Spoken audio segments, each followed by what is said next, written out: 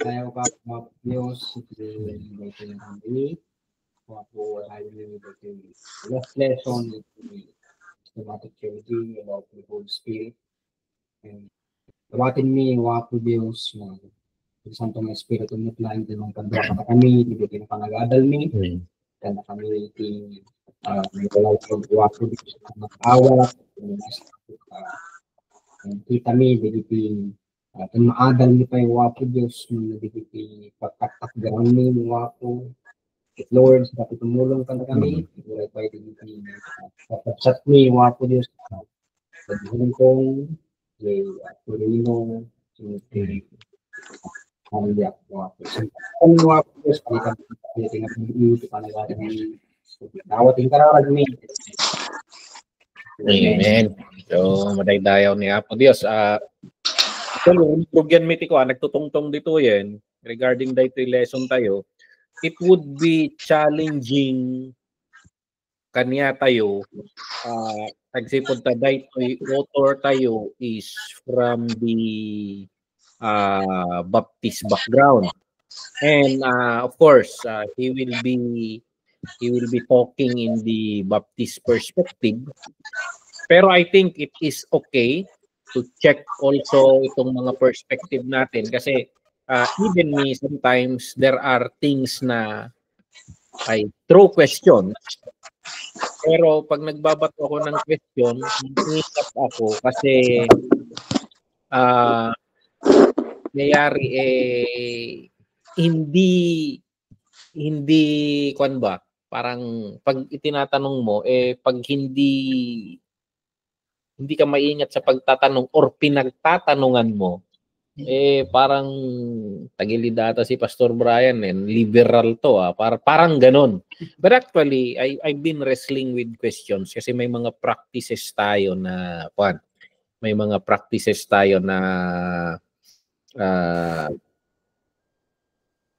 parang in the flow ba na reflection natin ang basis kasi natin is it biblical pa ba?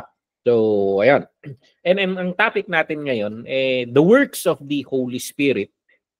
So ayan, ano ba yung mga specific task na ginagawa ng Holy Spirit?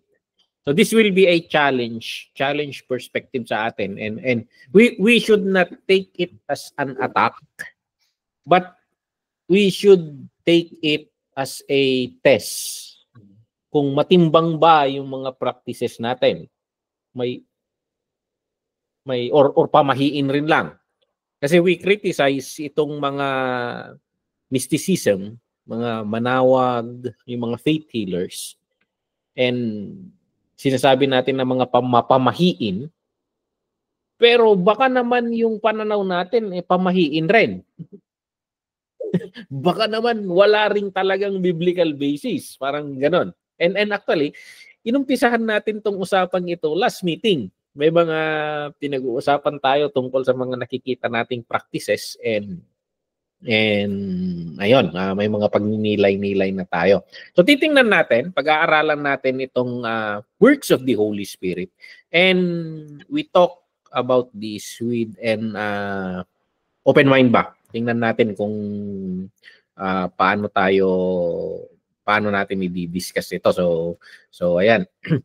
Ang text natin is 1 Corinthians 12 verse 1. Sabi dito, mga kapatid, ngayon, tungkol naman sa mga kaloob ng Espiritu Santo, nais kong magkaroon kayo ng wastong kaalaman. So in the context of this, Paul is talking about the itong gift of the Holy Spirit. Itong mga pag sinabi nating gift most likely mga manifestation. So singular ba to? Is he talking about the Holy Spirit itself because the Holy Spirit is a gift or gifts as a manifestation. So si Paul nagturo siya tungkol sa gifts and fruit, gift and fruit. So titingnan natin dito. So, pero makikita natin, ito yung highlight dito. Nais kong magkaroon kayo ng wastong kaalaman. At paano natin nasasabi ang isang bagay na wasto? So in our faith, paano mo masasabing wasto ang isang bagay? Paano mo nasasabi na ang isang katuruan ay kulto to? So, at paano mo rin naman nasasabing wasto? Of course, we always go back to the scriptures. Yun yung basihan natin, yun yung plumb line natin, nasasabi nating wasto kung nakikita natin sa scripture.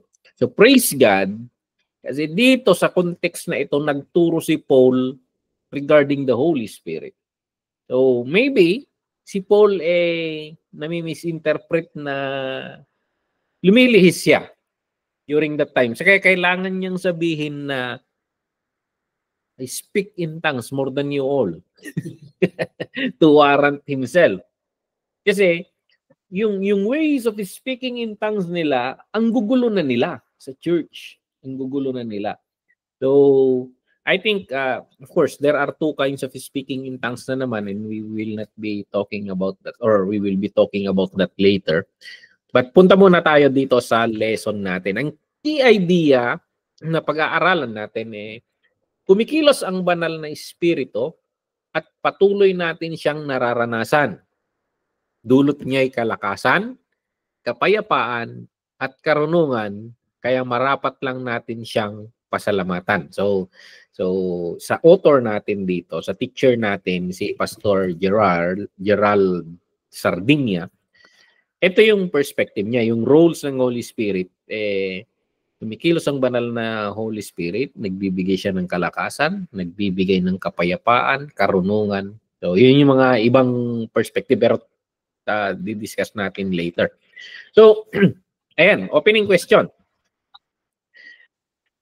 I think, eto kasi may sinasabi si Pastor Gerald dito na may mga religious groups na may mga karanasan regarding sa Holy, no, not Holy Spirit, spiritual experiences. I'm not sure kung napapanood niyo yung mga videos sa India na lumalakad sila sa mga baga ng uling, mga ganon. Kung ano-anong experiences. Hindi, kasi ito, he is trying. Anyway, we started talking about this last meeting. So, sabihin na natin, very sensitive ito. Because maaapakan natin ang sarili nating tradition nito. Kasi he is talking about uncontrollable na paghalakhak, laughing in the spirit. So, ayan. Pag-iyak na umiiyak na tumatawa, parang ganun. Parang lasing ba? So, biglang manginginig, yung shaking na kwan. And we see this in our churches. We see this na mga manifestation sa ating churches. So, ayan. Pagsasalita ng mga hindi maintindihan na mga kung ano-anong kwan. We call it speaking in tongues. So, ayan. Bigla na lang may slain. So, ano pa? Parang lasing. Parang lasing. So, hindi naman uminom ng alak.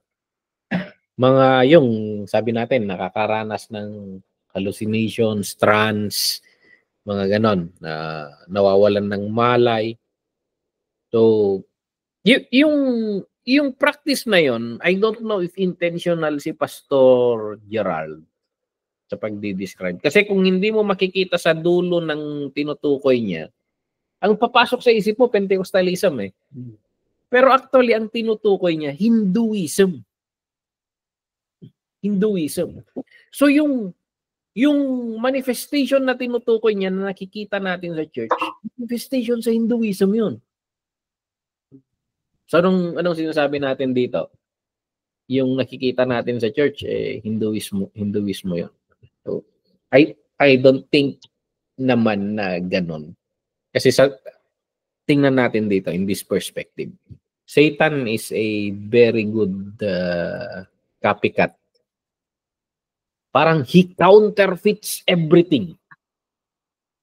So kung yung perspective, hindi ko alam, hindi ko naman i-judge si Pastor Gerard dito. Kung yung perspective niya na sinasabi niya na mysticism yun na ganun, parang kine-question yung pananaw natin sa Pentecost or experiences natin sa Pentecostalism. Ang argument ko doon, Satan is a good counterfeit. Kasi, yan, ang hirap kasi babalik ka sa scripture, but binanatan na niya yung mga experiences na yan. So, sa akin, hindi ko i-discredit naman yun kasi there are genuine na experiences na I myself experienced some. Yung hindi mo namamalayan tapos nasa floor ka na. Ano yun? You are just worshiping the Lord naman eh. And you are in His presence. You are in His presence tapos magnanamb yung buong katawan mo. Ano yun? You are in the context of worship. So I think in that context, I think it's experiencing the Holy Spirit, and then there are some iba yung context ng Hinduism. Kasi may mga ritual yun. Doon, dito, na-experience naman natin, Islam. Naranasan mo naman yung ang saya-saya mo sa loob, tapos aglalaukan ti luwam, butag mo. And sabi ko, pagbabalik ako, kasi doon sa young people days, sa mga youth camps, mga ganon. And those are the best, parang sa anong explanation natin. Parang yun yung binabalik-balikan mo na alaala when we talk revival. Pag ginamit mo yung terminong revival, yun yung mapasok sa isip mo eh. Kaya I'm praying na magkaroon lagi ng mga youth camps. Kasi dinidesire mo rin na maranasan nila yung kasi ang fruit naman ng mga experiences na yun, it draws you closer to God. It draws you closer to God. So paano natin, kaya sabi ko nga yung pagkabanggit kasi ni Pastor Gerard dito, actually Hinduism yung dinidescribe niya. Pero kung hindi niya binanggit yung Hinduism, Pentecostalism yung papasok sa isip mo. So, how strong are you? Sasabihin na nating demonic yung nangyari sa services natin. So, ang argument ko dito, hindi, Satan is a master counterfeit. He counterfeits everything. So, ayan. So hindi ma-shake yung faith ko doon because nakita ko, hindi ko lang nakita na experience ko and you are in the presence of God. It brings you closer to God. Makikita mo later yung fruit niya Yung fruit niya sa buhay mo, yung mga experiences na yun. And hindi ko alam, may mga experiences ba kayo? Spiritual experiences kayo sa mga services na nasabi niyong tinatawag rin nating revival? ano mga kuan? Pastor Dennis, may mga na-experiences ka ba na kuan? Ganon, mga manifestation rin. Nasubukan mo bang na-slain or natulak ka lang? or bumigay ka na lang kasi nakakahiya. yung parang hindi mo mapigilang umiyak. Parang gano'n. May mga experiences ba kayong gano'n? Amen! Amen ako dyan, Pastor. Kasi different experiences and genuine naman Genuine naman. And I always, pag tinitimbang ko it brings you closer to God. Yun yung pinaka-kwan Minsan, negative kasi yung iba Parang lagi na lang, every Sunday, ganyan. Tapos di naman nagbabago ang buhay. Nag-i-speak in tongues sa church. Pagdating sa bahay, nag-i-speak in tongues na naman. Kita niya yung plato na hindi nahugasan, biglang nag-speak in tongues na naman. Tapos ma-explain lahat ng kwan. Lamesa, pambihira. Akong lahat, Pastor. So, yun yung question nila minsan. Kasi laging na-experience sa church, wala namang pagbabago. So, sometimes, Totoo. So, ayan. So, what's the point? Kaya si Pastor Benny, sinasabi niya, uwi na kayo, doon na lang kayo mag-slain sa mga bahay nyo, kahit maghapon na kayo doon. Para, what's the point? Parang experience ko kasi, nung naranasan ko yung mga yon, slain. I don't know, is there an spiritual operation na ginagawa ng Panginoon sa'yo? Parang, pagkatapos ng mga experience yun, parang ang ganang pakiramdam mo, parang may ginawa ang Panginoon sa'yo na hindi mo may paliwanag. Parang ganon. Yung, I take it a mystery and I don't preach it, na push it na may experience rin ng iba. Kasi na-experience ko lang na as the Lord wills it. So, hindi ko rin pinupush na iba kasi may experience. Maring hindi ganon yung kilos ng Holy Spirit sa'yo. Parang ganon. So, ito kasi, makikita niyo yung picture dito sa manual. Yung concept nito, doon sa Sanskrit, parang may serpent energy, sabi nila. May energy raw sa loob na parang natutulog na energy. And they use different kinds of meditation, mga ganon, to release that energy. So parang yun, yung ginigising yung energy and pag nagigising yung mga manifestation na sinasabi,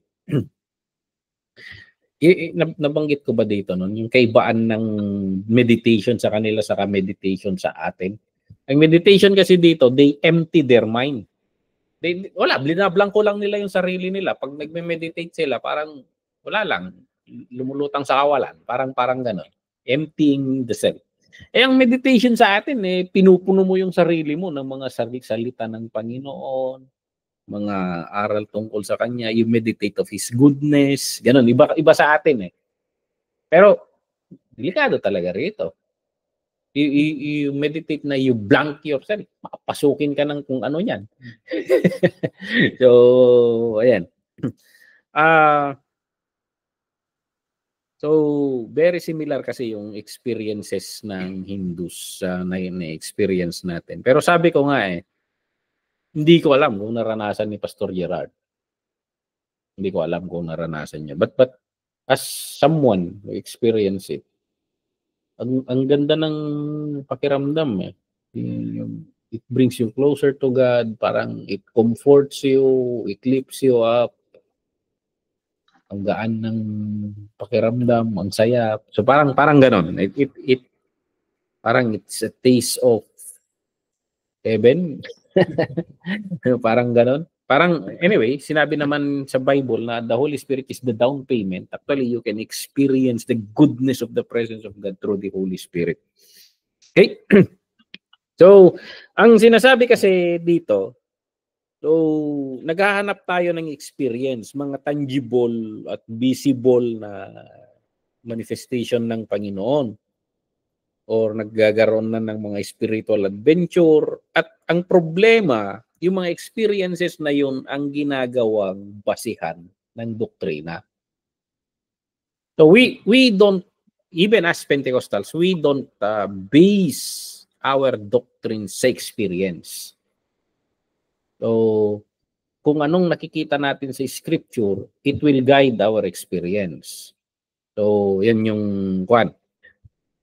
Pero hindi natin sinasarado yung move ng Holy Spirit. So anyway, may mga speaking in tongues, mga ganyan. Makikita mo sa kwan wala lang silang order sa Book of Corinthians but they experience it. So, yun. Okay, umusad tayo. Ito yung mga different works of the Holy Spirit. Iba't ibang yung balik tayo sa notes natin kanina. Yung iba't ibang specific task na nakatuka sa Holy Spirit. Sabi nga natin, dispensation of the Father, may ginagawa ang Father, dispensation of Son, He came to be the atonement sacrifice. And when the Holy Spirit came, may specific task rin siya. At ito yung mga nabanggit dito, yung conviction. Ano ba tong conviction? So, paghahayag. pagtatama at pagsasaway. Ang text natin dito, ito, John 16:8 to 9. Actually, ito kasi bago umalis si Jesus Christ or bago siya mamatay, bago siya pupunta sa krus, tinatalakay niya yung Holy Spirit. Kaya pag minsan, pag may mga kamag-anak tayong namamatay, naaalala natin yung mga huling sinabi niya, kaya pala may nagpapahiwatig pala, parang ganon. Hindi rin naiintindihan ng mga apostol kung bakit ino-orient niya sila regarding the Holy Spirit. Bakit niya sinasabi itong mga to? Though, hindi lang kasi sa mamamatay siya. Bilang na rin yung araw niya. Kung tatandaan natin, so 3 plus 40. Kasi 40 days. Pagkatapos niya mag-resurrect, he was on earth for 40 days. So, sabihin mo na, plus 3. He has less than 2 months on earth. So, alam niya na pag pumunta siya sa cross, sunod-sunod na yan. Sunod-sunod na. And tapos na yung trabaho niya. Pag mag-resurrect yan, wala na. I-confirm yung task niya for 40 days. I-confirm na lang niya yung reality na nag-resurrect siya. Pero yung mga huling sinasabi niya, it's tungkol sa Holy Spirit. I think na-deliver kung nag-sermon ako nito sa isang prayer meeting natin dito noon. Kasi bago mamatay si Jesus Christ, he talks about the Holy Spirit. At pagka-resurrect niya, Holy Spirit ulit yung receive the Holy Spirit. Sabi niya, Holy Spirit ulit yung sinasabi niya. So, napakahalaga yung mga sinasabi ni Jesus Christ dito na he talk about the coming Holy Spirit. Pero parang imparting lang kasi nasa kanya yung Holy Spirit Pero nung umalis siya, may bigay niya sa atin yung Holy Spirit. So, yun. At itong John 16:8 to 9, nandun sa context na yun. Ito yung sinasabi ni Jesus Christ na mga role ng Holy Spirit. Conviction. Sabi dito, pagdating niya, ay kanyang patutunayan na mali ang mga taga-sanlibutan tungkol sa kasalanan, tungkol sa katwiran, at tungkol sa paghatol ng Diyos. Patutunayan niya ang tungkol sa kanilang kasalanan sapagkat hindi sila naniwala sa akin. Itong conviction, kaya ito, may pananaw ako na sa pagtuturo natin ng salita ng Panginoon, minsan gusto nating dinadramatize natin para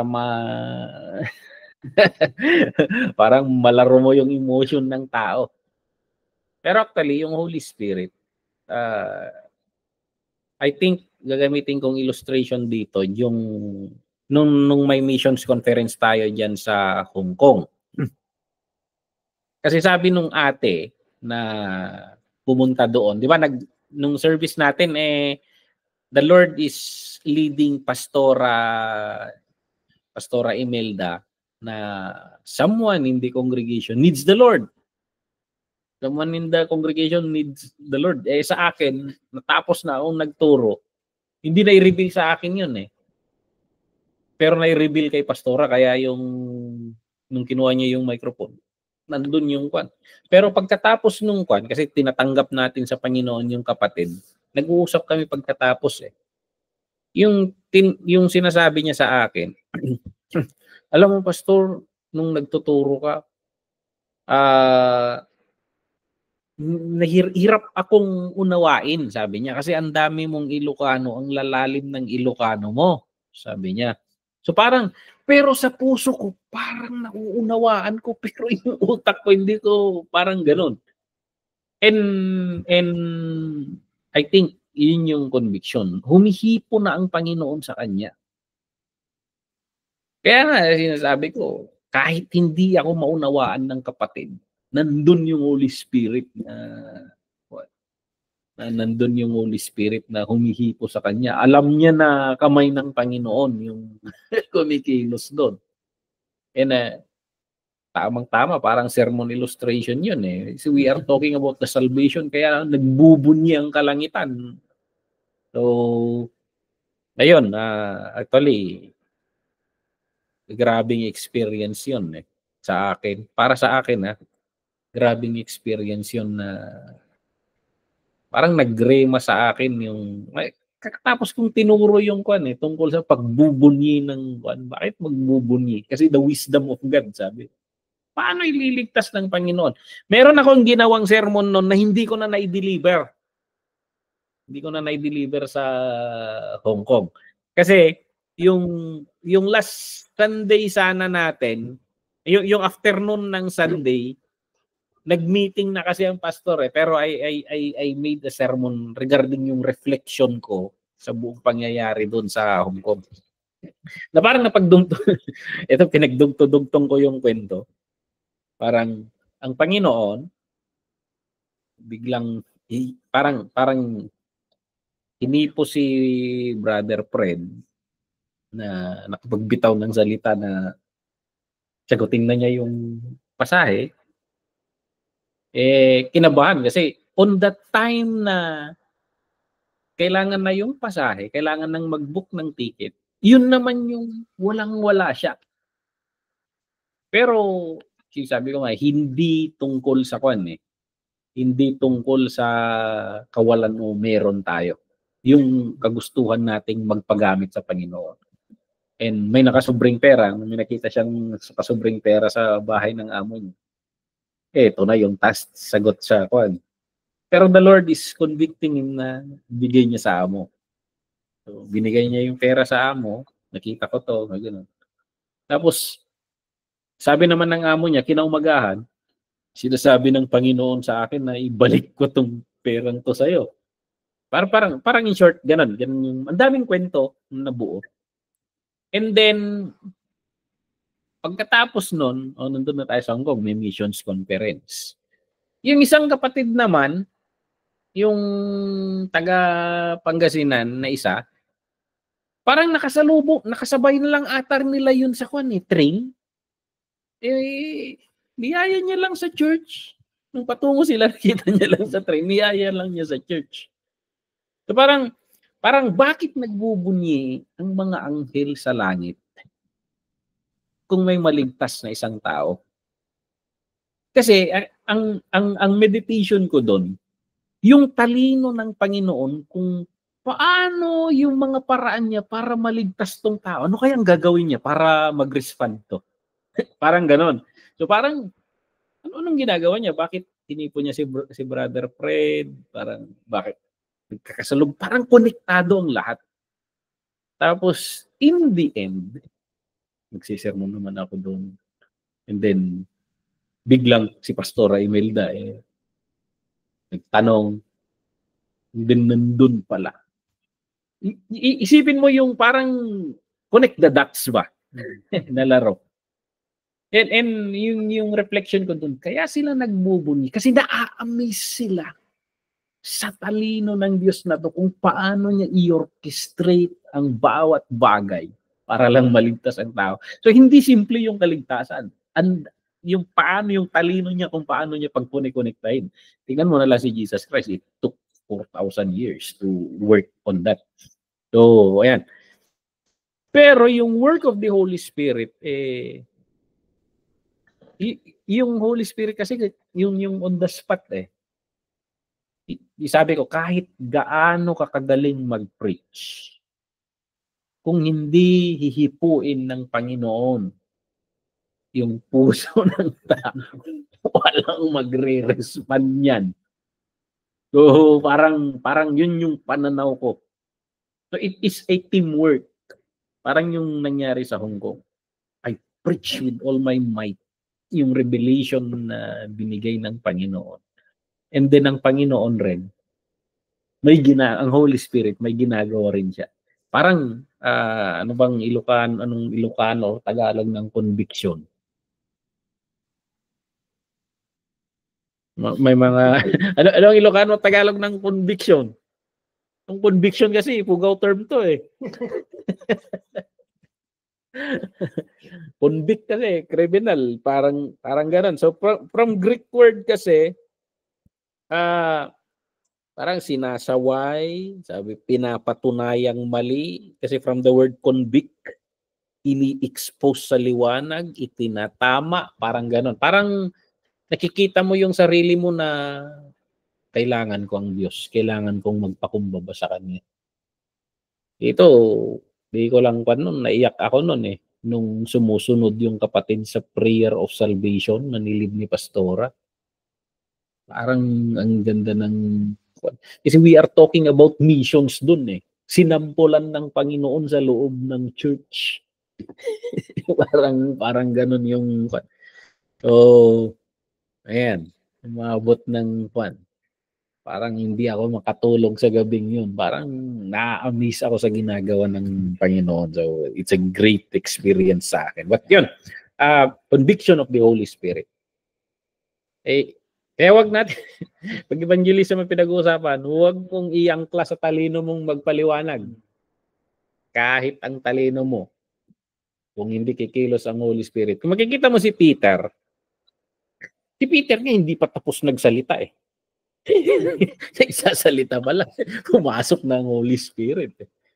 So, makikita natin doon na yun nga, sabi ng kapatid, hindi niya raw mapagdugtong-dugtong sa isip niya yung kwan. Kasi malalalim yung Ilocano ko. Pero sa puso niya, parang nauunawaan niya. So, nangungusap ng Panginoon sa puso niya. So, yun. Conviction, that is a paghahayag, pagtatama, at pagsaway. So, yun yung isang work ng Holy Spirit. So, sa ating duty as ministers, when we preach, it's a partnership work. So, sayang yung puyat mo pag hindi kikilos yung Holy Spirit. Sa pagpre-prepare ng sermon, pinastingan mo pa man din. So, yan. Conviction. Meron minsan, pag nag-preach tayo, gusto nating i-convict ang mga tao eh. Work ng Holy Spirit yun. Sabi ko sa homiletics eh, sabihin mo lang yung salita ng Panginoon. Hayaan mo yung salita ng Panginoon ng magalit. Ba't ikaw ang galit? Parang gusto mo, balibag mo yung pulpito eh. Parang gano'n. It is the work of the Holy Spirit. It is the work of the Holy Spirit. So, yan. Ano pa? Aside from conviction, ito yung isang role niya, counsel. Counsel. Lilinawin niya ang mga malinaw na gabay, sabi dito eh. So, John 14:26, the same context pa rin yun. Ang patnubay, or counselor, ang Espiritu Santo na isusugo ng Ama sa pangalan ko, ang siyang magtuturo sa inyo ng lahat ng bagay at magpapaalala ng lahat ng sinasabi ko sa inyo. Pagdating ng Espiritu ng katotohanan, papatnubayan niya kayo sa buong katotohanan. He will guide you into all truth. So sabi dito, ang Holy Spirit ang pinakamainam na counselor natin. So, taga-balakad, no, na Ilocano. So, ang lamang kasi ng Holy Spirit, alam niya lahat, omnipresent, omniscient, pinag-aralan natin yan. Alam niya ang lahat. Wala kang maitatago sa kanya. And sometimes, tayo, I don't know kung may gift si Pastora Imelda or Pastora Joanne na word of knowledge. Yung word of knowledge, minsan, i-impress ng Holy Spirit sa pag... May ganito kasi, may karanasan ka bang ganito. Parang bibigyan ka ng information ng Holy Spirit. Paano mo nalaman? Parang di ba, kina-counterfeit rin ng kanyan yung mga manghuhula. May tinatawanan niya ako eh. Yung movie na comedy to eh. Yung may nililigawan ka ng napakatagal na, sabi. May nililigawan ka ng napakatagal na pero hindi ka sinasagot. Sabi ng paano mo nalaman? Sabi ng manghuhula, ang pangit mo eh. pero totoo, may mga nagbibigay rin ng kaaway ng information sa kon para mahikayat yung tao na maniwala ba? Mapaniwala. Pero yung Holy Spirit, meron rin yung ganun na gift. Meron yung gift na ganun. And sometimes, not necessarily na kailangan mong sabihin. Kasi many times na-experience ko yun. Parang i-impress lang ng Panginoon na may background ito na ganito. Magkakaroon ka ng idea. Hindi ko rin may paliwanag yun eh. Basta parang mabibigyan ka ng idea na parang mas may mauunawaan ka sa kanya. At yun yung gagabay sa'yo kung paano mo dadalhin yung pag-counsel mo sa kanya. So actually, it is the Holy Spirit counseling the person through you. Ginagabayan ka ng Holy Spirit on the process. Pero He will guide you into all truth, sabi doon. So malinaw na gabay. So ayan. Alam niya ang laman ng ating isip, puso, mga desire, mga plano, lahat ng pinagdadaanan. So, ayan. Alam niya kung ano tayo. So, ayan yung malinaw. Yung sabi ni Jesus Christ sa mga disciple, magtuturo sa inyo ng lahat ng bagay. So, yan. So, he will guide us, patnubay. So, yan. According kay Pastor Gerard, na out of context madalas daw ito.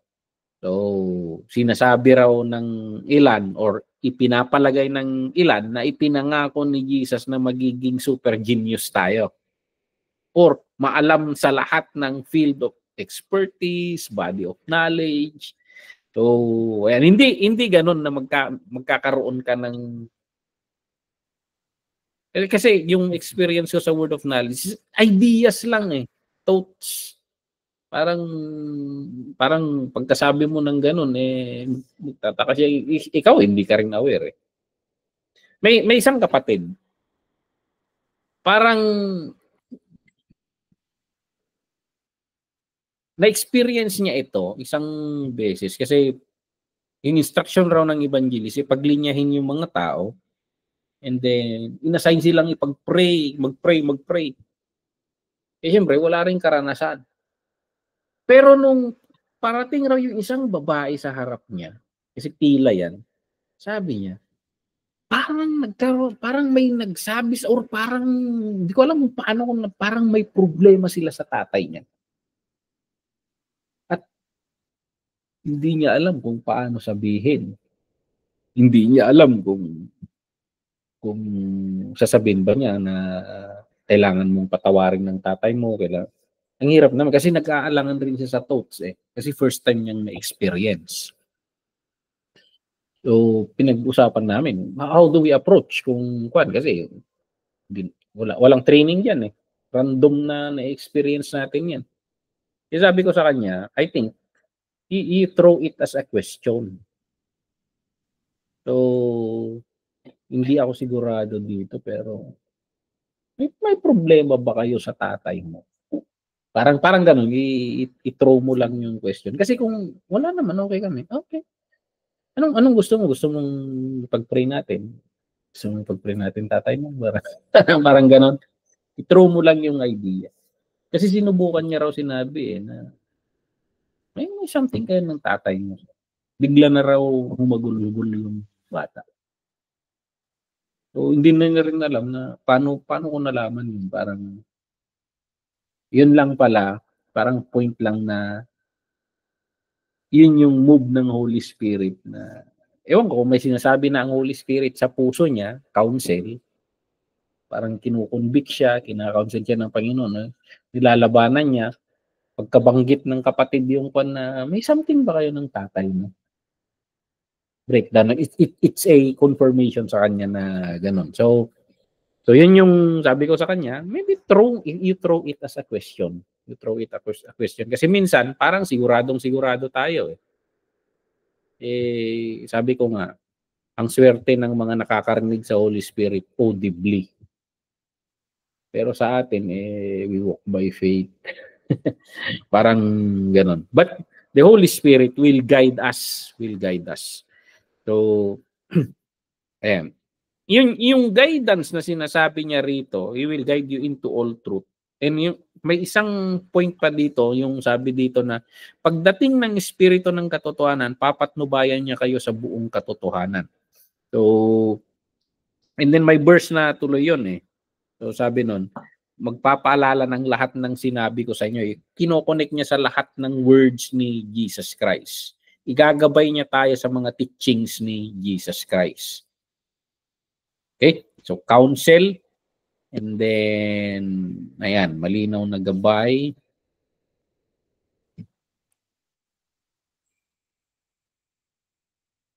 Regarding dito, we need to have an experience talaga, day-to-day walk with the Holy Spirit.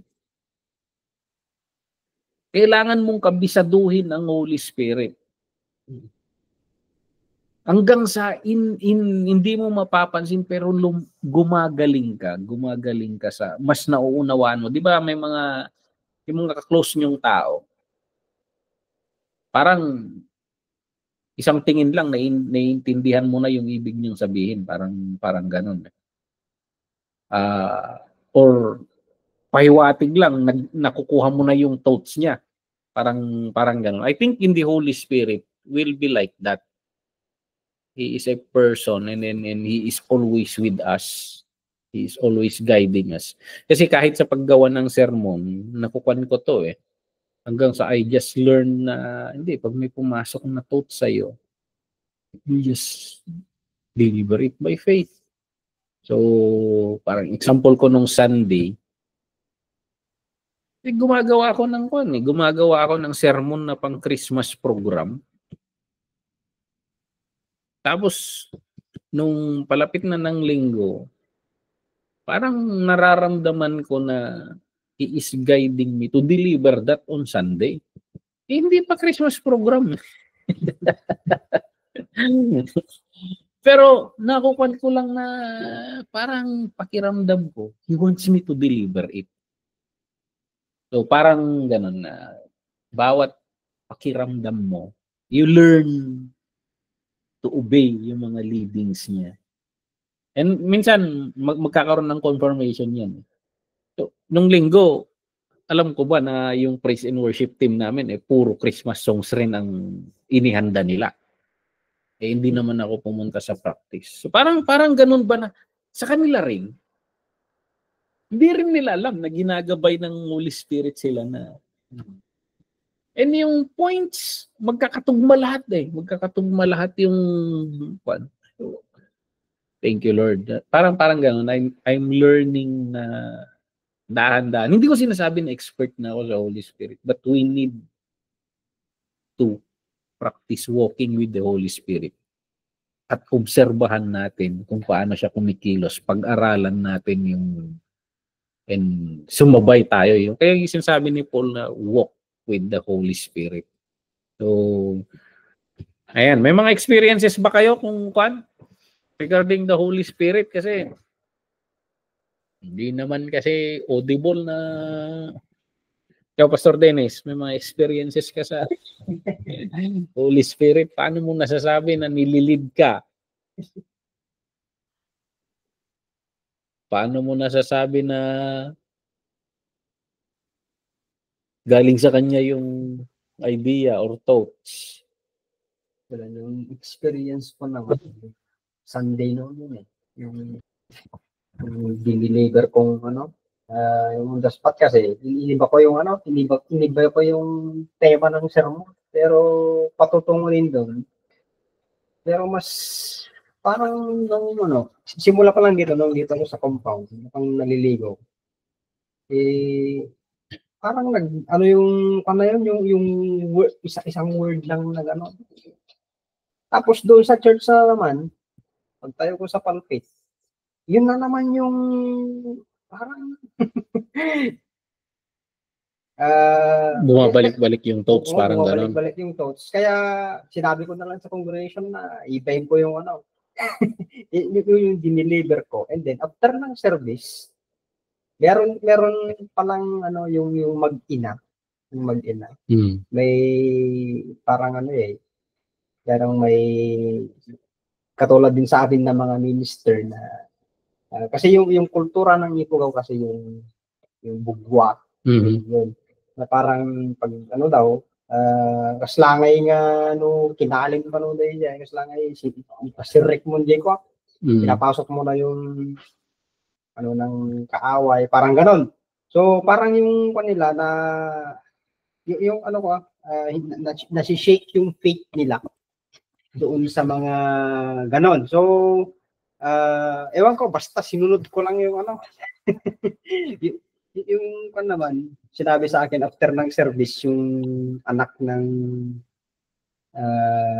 yung mag-ina na ganun na parang kaslangay nga balikugin da DJ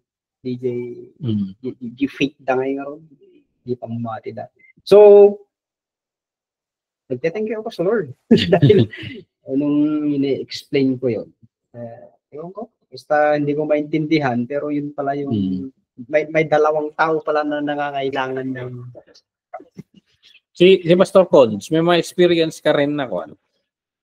May mga experience ka rin na parang nililid ka ng Holy Spirit. Paano mo nalaman na leading ng Holy Spirit? Medyo magre-wrestle tayo sa mga kasi topic natin is about the council. Sa akin naman parang ganun din. Sa akin kasi,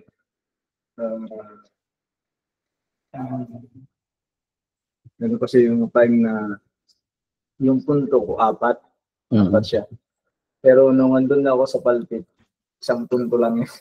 Sa simula pa lamang, andun na lahat. Parang, ewan ko ba kung bakit, kung paano nag-spread yung point number 1. Hindi ko rin alam kasi, pero, ang confirmation sa akin yung bakit sila sigurado ako may iso talaga. Hindi may approach kasi sa gagawin nga digit time hindi nga lagi nang nakuha-question yung oras sa huli. Pero hindi naman yun yung point naman. Pero hindi ko alam kung bakit yun napunta doon. And ang confirmation kasi sa akin, may lumapit sa akin, sinabi yung sa akin, buti yun yung parang kasi yung prayer ko, parang yung prayer din niya kasi, gusto niyang maliwanagan yung mga member na hindi dapat ganun. Pag nandito ka sa simbahan, dapat ganun. Hindi yung oras ang tinitigan mo. Kasi yun yung prayer niya. Sabi niya sa akin. Kasi niirita na ako sabi niya. Na lagi kong naririnig na masyado na silang sa oras. Sabi niya sa akin, kasi yun yung prayer. Ganun, yun pala yung prayer niya na sana maliwanagan itong mga ito. Kasi sabi ko doon sa sermon na even sa akin, yung sa gabi pa lang ng preparation, pabalik-balik yung Lord, litida kami ba maukuman to? Beijing Islam, man lang kita nagraon dito. Islam magiltiyak Islam sa nga jerik lang nga magiltiyak nga para kongregasyon nga. Lord, dumawat ka pamakawan iya po ta marik na may among muday ti panghukumam to kada kami kami palang the best me di oras me para kami ito kumanda kami doon sa dito kasi yung mga DJ ko siya nagsubli-subli nga DJ kasi di Book of Revelation siguro didiinan ko doon yung agsubli-subli nga thoughts. Oo. Kasi yung panay sa akin, sila sa akin, sila umay dahil nga thoughts nga concerning iji oras, hindi pa naging dayo yung service yung oras ko. Sabihin, pas lang ako kahit niya adresan. Ayaw kong adresan kasi matamaan da mali nga kaya. Pero bakit nag-cut doon yung sila nga until nag-confirm iji approach, hindi may approach. So, dagi-dagi, sa oras siya ko, sa mga kwan, mga kapatid natin dyan sa Hong Kong, may mga experience ba kayo na pakiramdam nyo ginagabay kayo ng Panginoon or ng Holy Spirit na gawin ng isang bagay, or paano mo nalaman na ginagabayan ka ng Holy Spirit? We wrestle dito sa So, sabi ko nga the audible audible. May mga ba kayo? Paano nyo rin na natututunan yung walk with God na you just obey yung paano mo sabi na may mga ba? Experiences rin kayo? Yung mga pastora, paano mo na nililid ka ng Panginoon dito? Ano yung mga parameters mo rin na sinasabi mo? It's 11 o'clock. It's the Holy Spirit, parang ganon.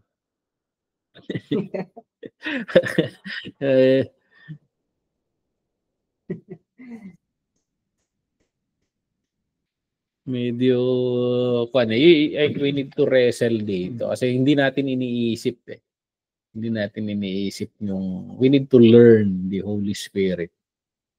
Sa akin, sa Mindanao, nung naging OIC ako ng mission, parang bumabalik-balik sa isip ko yung regarding sa Mindanao, yung ministry sa Mindanao. Maraming nangyari kasi. Maraming nangyari na inabandon ng PGMI yung Project Mindanao.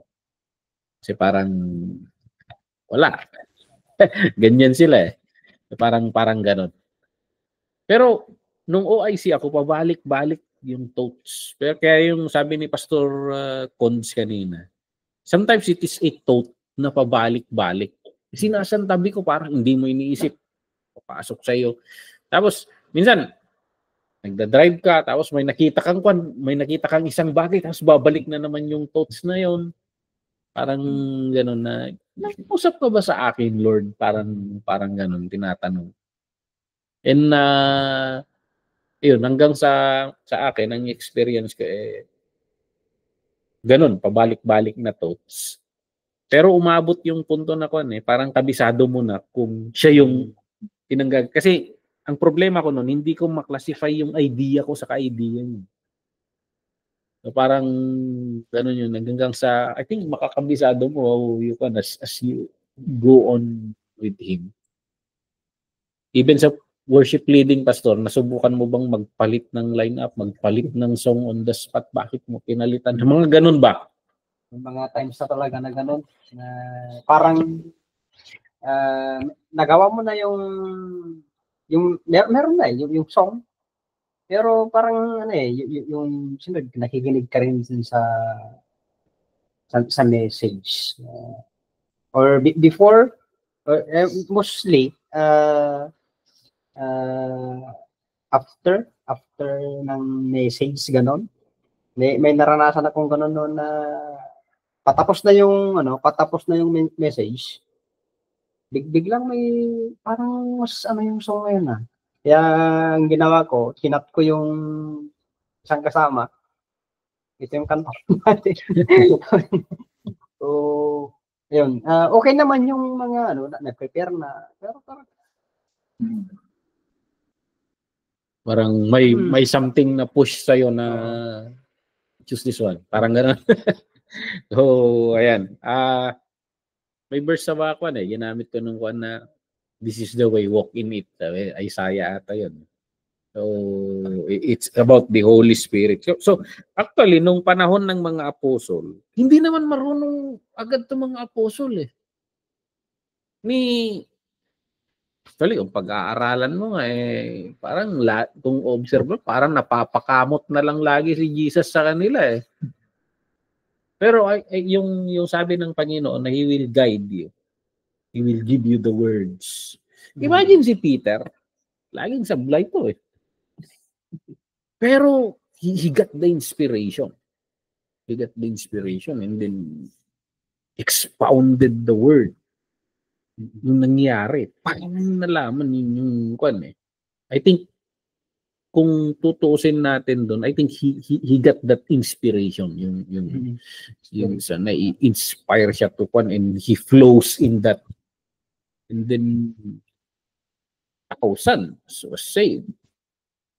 So, yun yung siguro, hirap rin i-explain kasi doctrinal term na naman yung inspiration. Sabi nila, ang na-inspire lang nila raw yung nagsulat ng scriptures.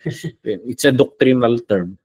Pero ang hirap kasi experience na na that ayan, didiin tayo doon, gabay. Ministry kasi yung context na ministry yung context na pinag-uusapan natin. Sa pang-araw-araw na buhay, mahirap rin na naman ito. Kasi si Paul, sigurado siya yung mga strategist si Paul strategist siya. At gusto niyang dalhin yung gospel sa isang lugar na to. Tapos sinabihan raw ng Holy Spirit na don't go there. Hindi ko alam, audible ba na narinig niya?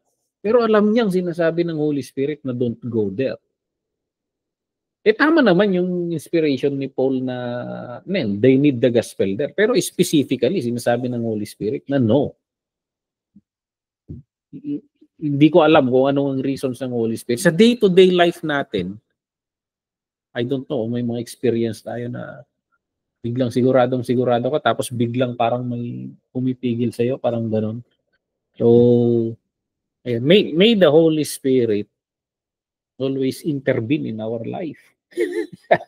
Yung makabisado sana natin yung may He teach us to experience ako dyan basta. Mga ngayon lang. Month. November.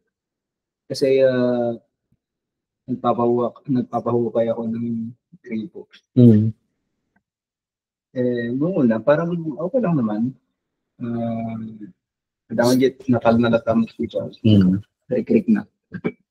Nung iti panaglabas daw habang ipagtrabaho ko ng kankan. Parang may stress naman na ako. Kasi hindi na matapos-tapos. Umuulan, tapos hukay, nagaburan, then hukay. Parang pabalik-balik na lang kami.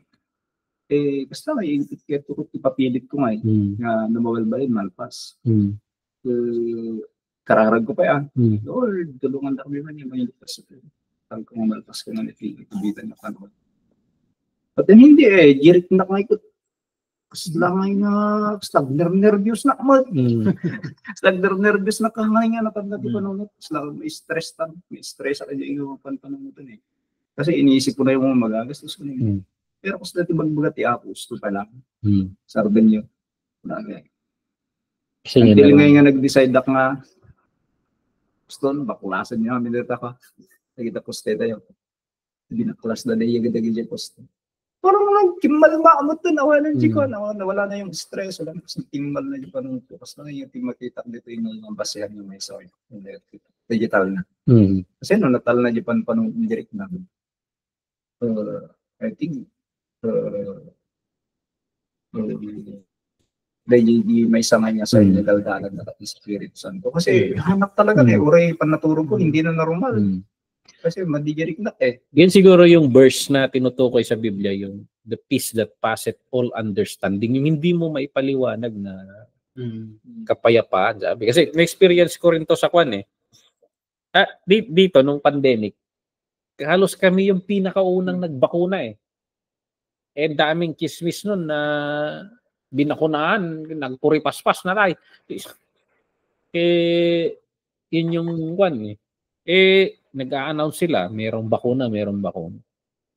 Lord, kasi tinamaan si Kuya Dexter saka si Ate Lisa ng si Kuya Dexter at naghiling ng bisikleta dayta. Ibig sabihin, ang lakas ng baga niya kasi bibisikletahin niya dito hanggang Bambang, ganyan. Tinamaan ng pandemic, tinawagan, umiyak siya Hirap raw, talagang kunti lang yung hinga. Sabi ko, paano to? Pag ako tinamaan, hindi ako athletic Matitigok ako nito, parang ganun. Pero nung sinabing may bakuna, kabado ka naman kasi sinasabi nila ang daming namamatay sa bakuna.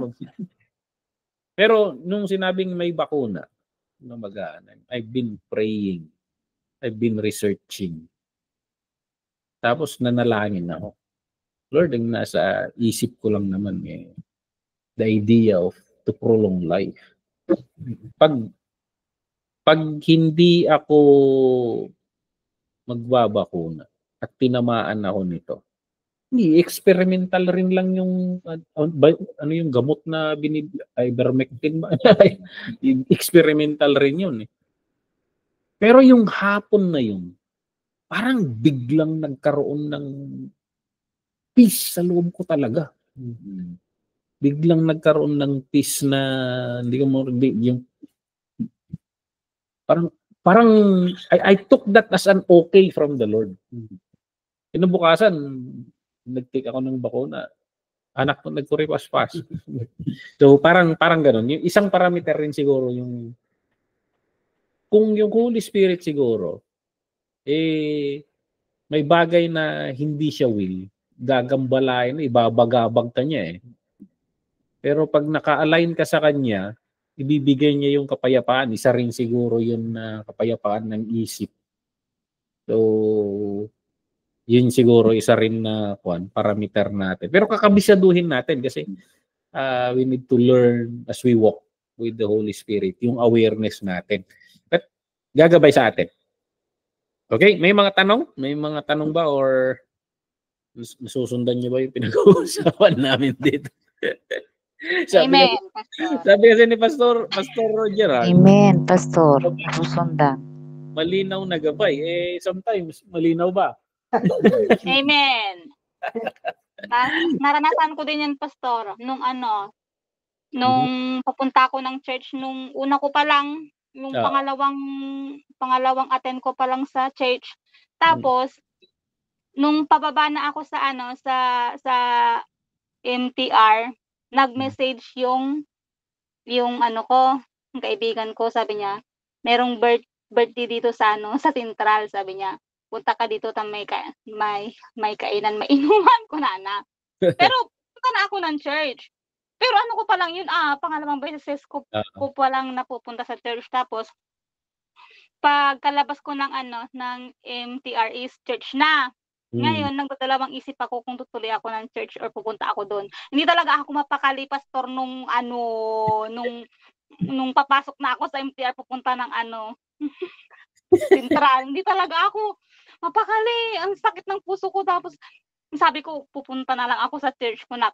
Nung pagkapasok ko ng church, Pastor, gumaan yung pakiramdam ko kamo ay. Tapos doon na yung time na pinakanta ako ni Pastora Eva, tapos doon na ako nasali sa music team.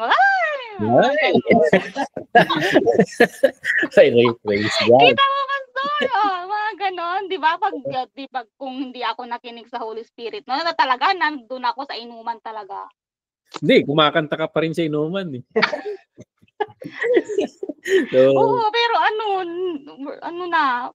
kasalanan na yung mga ganong pastores ko, Pastora.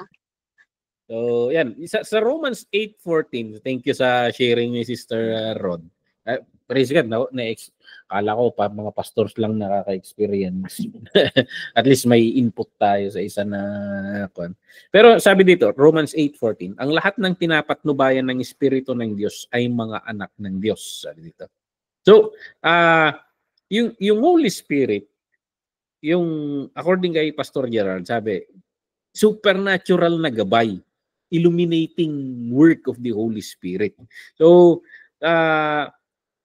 ina-argue niya na mararanasan lamang daw ng mga believers ito, na yung mga believers na handang magpasakop, handang sumunod, at mabuhay ayon sa Espiritu. So yun. I think yun yung conviction niya kay Sister Rod, and nag-obey siya.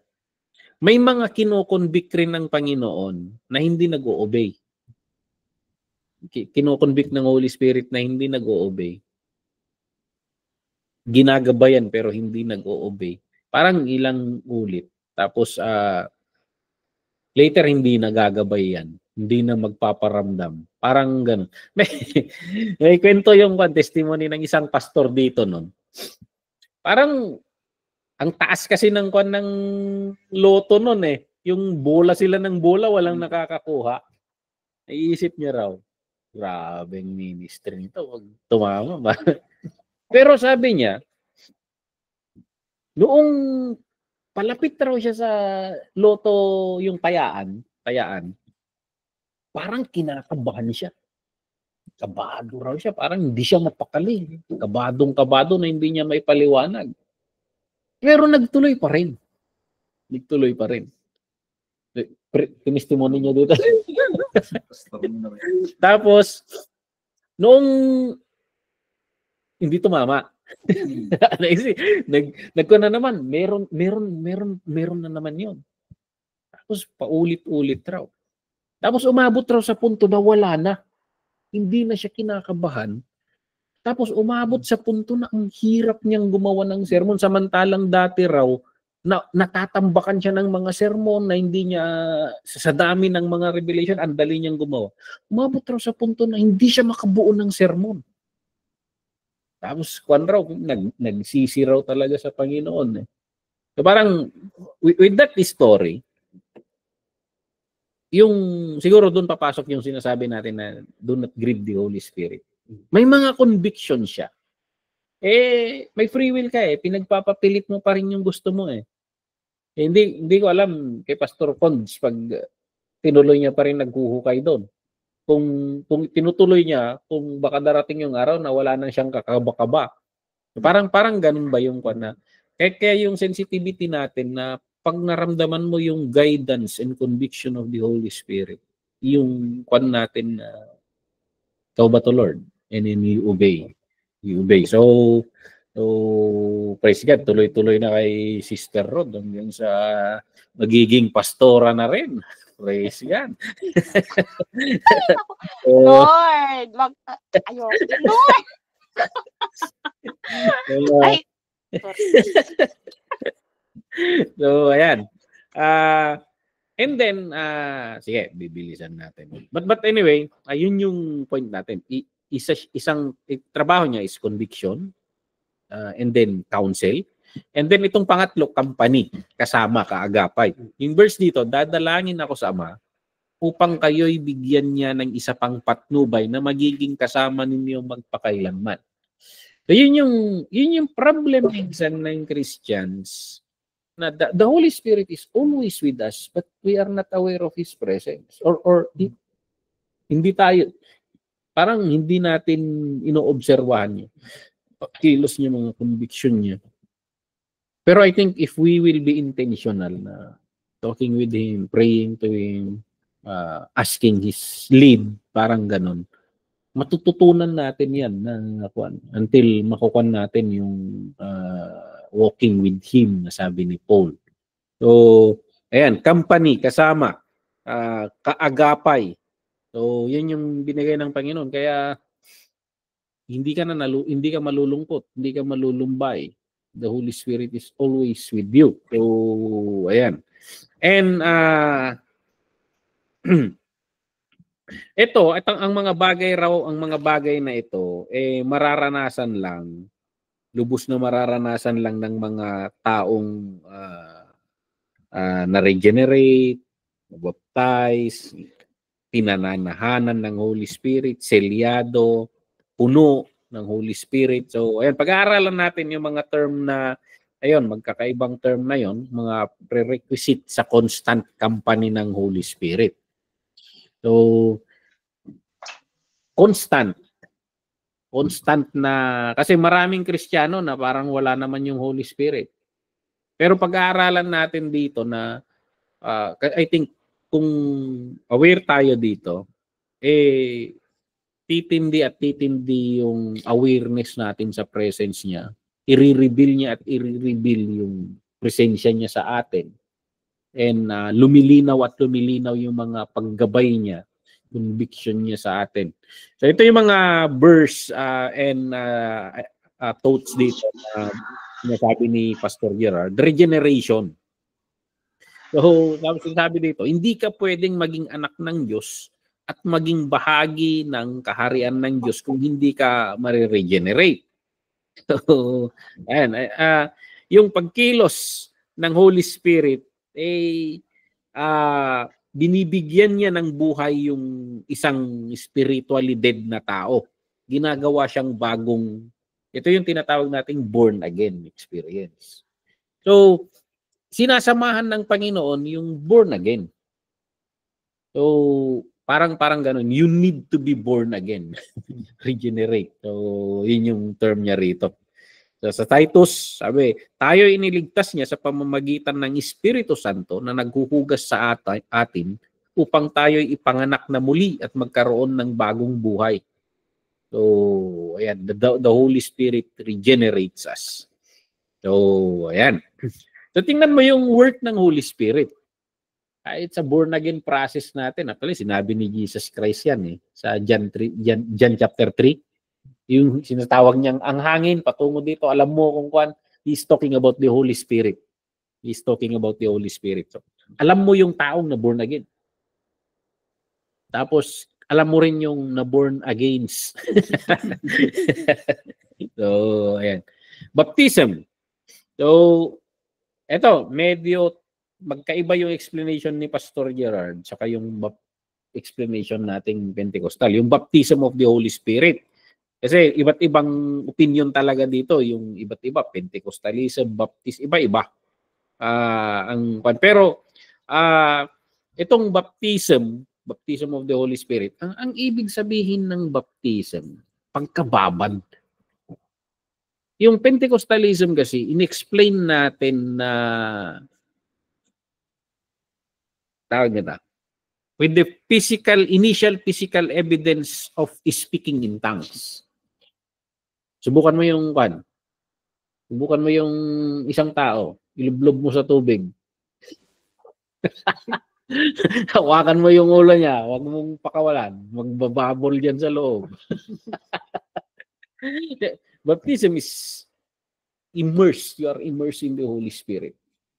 Yung speaking in tongues those are manifestations, reactions siguro natin spiritually sa supernatural na nangyayari sa atin. Bigla kang pinanghimasukan ng Diyos. Inilagay sa iyo yung espiritu ng Diyos. So yan, yun yung rough na explanation ko doon. Pero ina-argue kasi ng Pentecostals na ang baptism of the Holy Spirit sinasamaan ng initial physical evidence of speaking in tongues. Kasi anong basihan ng Pentecostal doon? Kasi in the book of Acts, nung sinabing napuspos sila ng Holy Spirit, 4 na beses na binanggit yan 4 na beses na may kwento tungkol sa pagkapuspos ng Holy Spirit. At sa 4 na beses na yun, nag-speak in tongues sila lahat. Kaya yung mga theologian ng Pentecostal sinasabi, dahil pumunta yung Holy Spirit, nag-speak in tongues sila. Pumunta, nag-speak in tongues. Pumunta, nag-speak in tongues sila. Pumunta, nag-speak in tongues sila. So sinabi na, therefore, sabi na ng theologian ng Pentecostal, kung puspos ka ng Holy Spirit, ang unang reaction mo, speaking in tongues. Pero anong ginagawa ng mga Pentecostal? Pinapapunta ang mga tao sa harap, pinipilit mag-speak in tongues para mapuspos. Parang baliktad ata. Sabihin mo to, la. Hindi, baliktad Pinagsasalita mo siya ng hindi maintindihan, hindi, mapuspos siya at ang reaksyon, magsasalita ng hindi maiintindihan. Tingnan mo yung practice sa nasa scripture. Magkasalungat, di ba? So, doon mo i-base na mali yung practice na yun. Pentecostal tayo, pero hindi ko aayunan yun. Yung mag-altar call ka, tapos, sige, sabihin mo, la. Hindi naman sila nagganon si scripture. So, bring them there, and let the Holy Spirit come as He wills it, kasi hindi mo naman maitutulak ang Holy Spirit. And then, yun yung manifestation kung yun. Kasi I've seen it dito many times. Yung sabi ko nga, nag-altar call si Pastor Lino. Sabay-sabay yun. And then, nagkwento yung mga young people na, hindi ko na makontrol yung bibig ko. Talagang, hindi ko na rin naiintindihan. Open yung utak ko. Nag-question nga ako, bakit nagsasalita ako ng mga ganito? Sabi niya. Sinabi nila.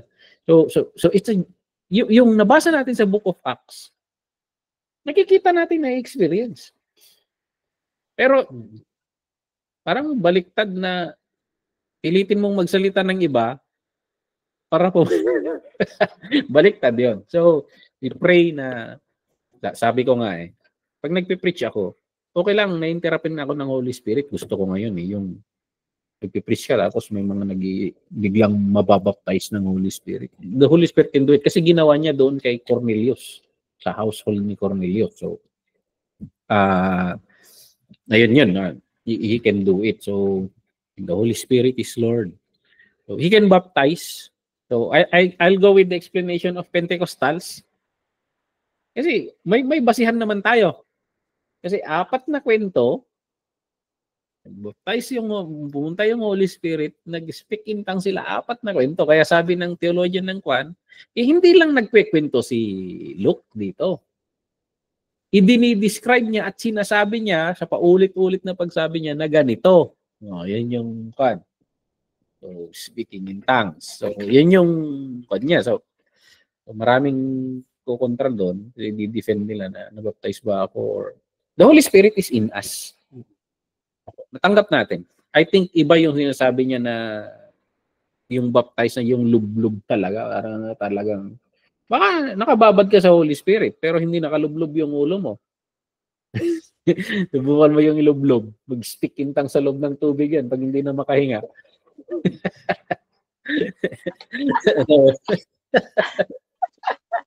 So, parang ganun ba yung it's a funny illustration na parang it's dying from self na talagang nabababad ka na sa Holy Spirit na wala, yung Book of Acts baha yung talagang binuhos sa kanila spoke in tongues.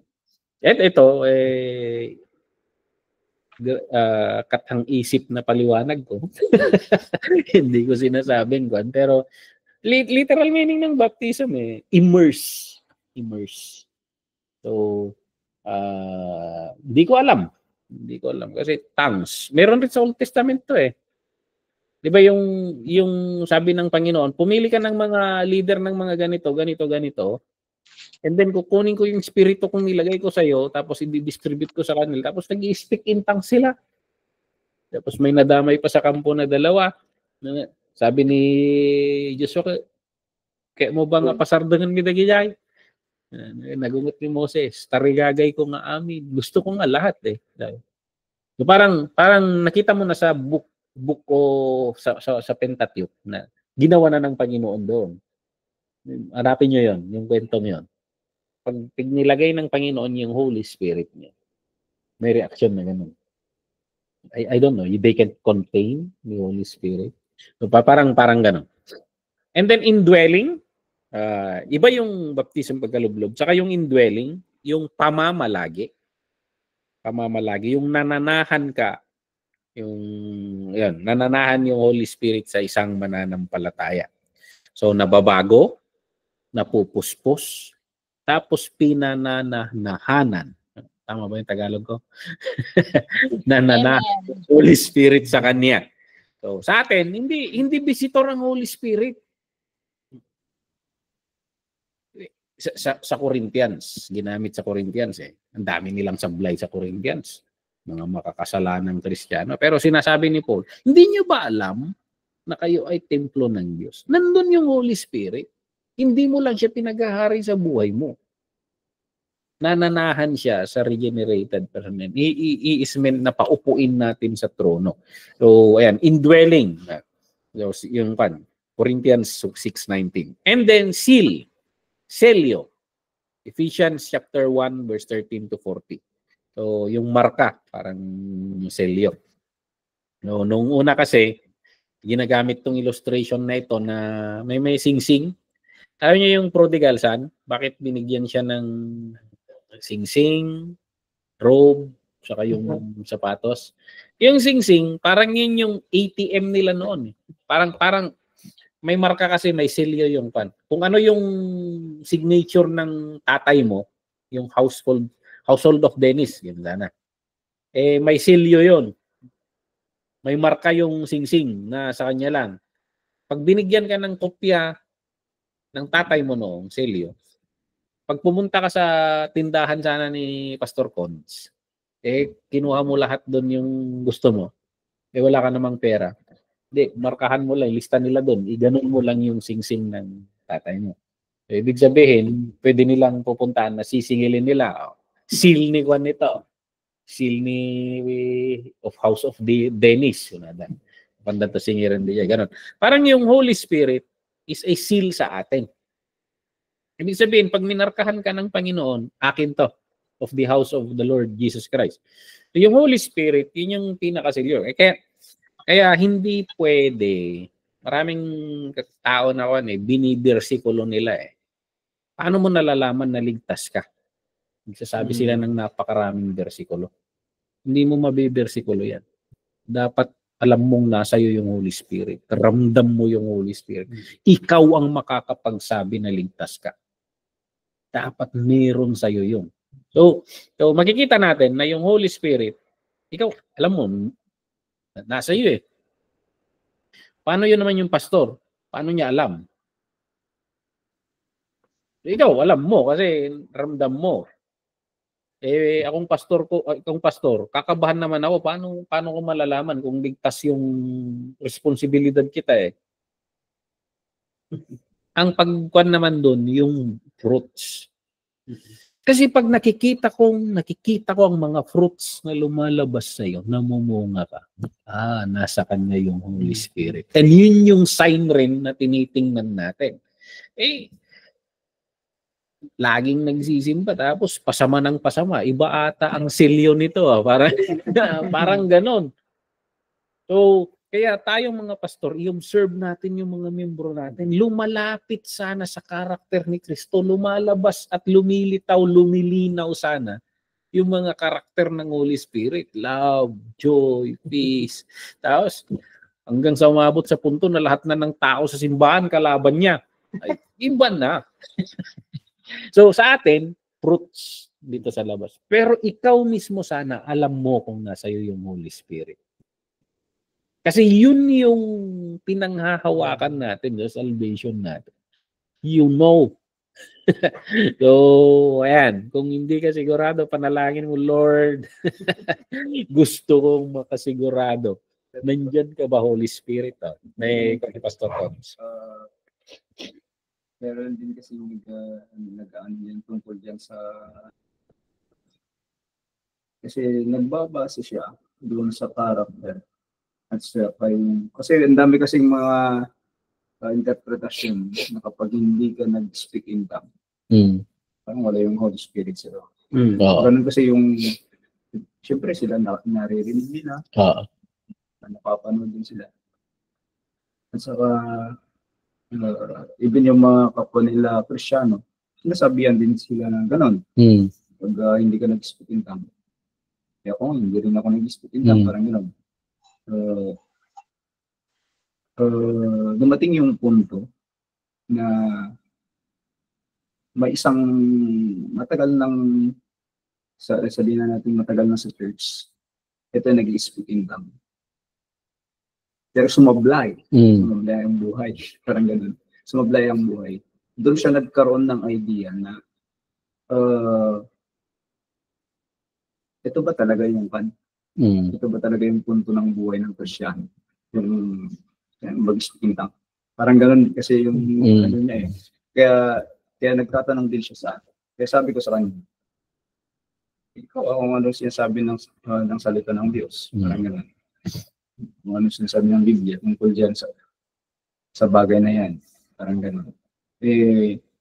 Sabi niya sa akin, I think parang mas magandang i-desire ko. Yung sinasabi mo kanina, yung character ni Kristo. Parang ganun. Yung, parang mas magandang i-desire mo na ma-build yung character na yun kaysa mag-speak in tongue. Parang ganun yung point niya Kasi pag na-build yung character ni Jesus Christ sa buhay ko, malaki yung possibility na hindi ako sasablay. Parang ganun. Pero kahit magaling naman akong mag-speak in tongue, kung bagsak naman ako sa character, wala rin. Parang ganun yung argument niya sa akin Kasi may ano kasi dyan yung sa text natin kanina, na hindi lahat meron nito. Pero sabi niya kasi dun sa dulo na i-desire nyo yung mas maganda pang mga gifts kaysa sa mga ito. Tapos nung mag-preach na siya sa susunod na chapter, nag-preach na siya tungkol sa love. So ibig sabihin, I think andun siguro yung doon sa character na kasi yung kinukwento na sabi niya doon na ipapakita ko sa inyo yung mas magandang daan. Parang ganun yung sinasabi niya doon sa Corinthians 12. Yung pagpapasok tayo sa kwan, dalawang set yan eh. Gifts saka fruits. Yung gifts kasi, yun empowerment yun for works of ministry. Empowerment yun. Tingnan mo yung actually, nung nag-speak in tongues sila, they are proclaiming maybe yung message ni Peter, that's what they are saying, but ibang language. So actually, empowerment for proclamation, gifts of healings, gifts, demonstration yan Pero yung fruits of the Spirit, sa buhay talaga, yung transformation yung nangyayari. So, 2 sets yan. Na, it's on doing. It's on doing yung yung gifts kasi na yung siyam na yun na sinasabi rin ni Paul. It's more on the paggawa. I'll show you the other way. Dalawang manifestation ng Holy Spirit. You need both. You need both. Kasi hindi lang naman speaking tongues yan. Hindi lang naman speaking tongues. Marami yung gifts. 9 lang yung binanggit. Hindi nga natin alam kung may subcategories pa yan.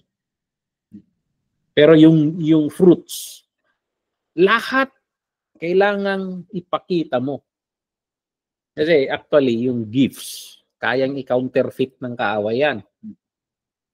Yung sabi nga natin, yung Hindus na binabanggit ni Pastor Gerard, lahat ng manifestation, ginagawa nila, manggamot. Kayang i-counterfeit ni Satanas. Pero hindi niya kayang i-counterfeit yung fruit. Kasi kung i-counterfeit niya yung fruit, isipin mo kung kuwan. Isipin mo kung tuturuan ni Satanas rin yung mga taong magmahal. Hindi niya magagawa yon. Kasi tagilid rin baliktad yun sa karakter niya So actually, lahat yan. We need, especially sa ating mga ministers. And we are all called to minister. So, pero yung fruit, tingnan natin yan yung transformation. Naging overrated sa Pentecostalism yung gifts. And siguro, sa Baptist side naman, naging overrated yung fruits. But you need this both. Kasi nasa scripture pareho Nasa scripture pareho. Na we desire. Sabi ni Paul, desire the greater gifts. So, speaking in tongues, may sinasabi nga nag-speak in tongues hindi naman naintindihan. Desire mo na lang yung isa rin na to edify others. Kasi ini-edify mo lang sarili mo There are different sets ng pinag-usapan ng tongues. So, ayan. So, sealing, bakit tayo napunta doon sa usapan na yun? Dahil tinitingnan natin yung selyo. So, paano mo malalaman? Sabi ko. Paano mo malalaman? So, sabi ko, nakakatakot yung gifts na pagbasihan. Kasi pwedeng i-counterfeit ni Satanas yan. Pero yung fruits, hindi niya maka-counterfeit yan. So, meron yung good manners and right conduct. Hindi Makikita mo kasi sa buhay ng tao yung pagbabago niya as time goes by. Lalo na kasi ikaw, pastor, nasusubaybayan mo yung membro. Makikita mo yung transformation diyan. Makikita mo yung transformation. Kaya sa akin, sabi ko nga, kahit napakaliit na ang sungit-sungit nito ng kapatid, ang sungit-sungit mo kapatid. Next year, marunong naman nang ngumiti, pero masungit pa rin. At least may ngiti na. You celebrate it. Kasi may nangyayari. Parang ganon. Na at least inoobserbahan natin na nagtuturo tayo. But it's the Holy Spirit who transforms them. Kasi kung i-force mo na naman yung fruit, makakaproduce ka ng parisi. Oh, dapat na magmahalan kayo tapos plastikan ang mabubuo sa church. Pero makikita mo yung genuine na changes sa So ayan. And then refilling hindi lang yung tinatahanan ng Holy Spirit, pero I think pumapasok ito sa empowerment na nire-recharge ka ng Panginoon. Pag feeling, pag magpa-refill ka sa gasolinahan, it's so you can go on with life. The empowerment to live, the empowerment to minister. Ayan yung kailangan natin nito. So yan yung mga prerequisites para tuloy-tuloy na nananahan yung Holy Spirit, sinasamahan tayo. Regeneration, we are born again, but tuloy-tuloy yan, nare-regenerate tayo. Baptism, sabi ko nga, I will interpret this na immersion. Babad ka sa presensya ng Panginoon. Babad lang. So, huwag mong problemahin yung speaking in tongues. Problema ng Holy Spirit yan. Basta babad ka ng babad sa... maraming judgmental rin na Kristiyano minsan. So, sa akin, babad lang sa presensya ng Panginoon. Sabi ko nga, si Max Lucado. Ang daming libro nito, Baptist ito. Pero sabi niya, nung 64 years old siya, habang nananalangin, nagde-devotion siya ng isang umaga, bigla siyang nag-speak in tongues. Baptist ito.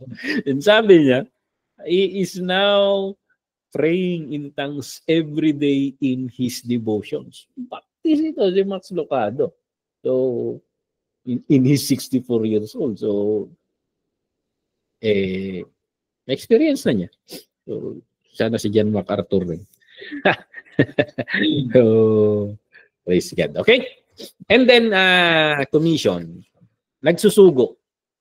Nagpapadala.